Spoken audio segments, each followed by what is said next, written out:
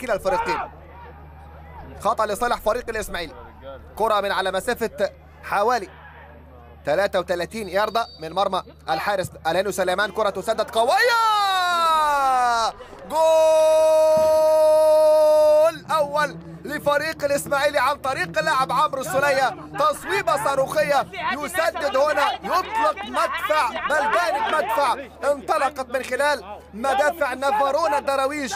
هنا تنطلق تلك القذيفة لتدون داخل شباك الحارس الهاني سليمان. نعم، يأتي بأجمل وأرق التهاني هنا في شباك الهاني. هنا يفعلها بأمان باطمئنان في مرمى سليمان. انه وكأنه ارتدى خاتم سليمان، وكأنه قال لنفسه وقال للهاني وقال لكل من يتابع هذا اللقاء: شبيك لبيك، كرتك وبين ايديك.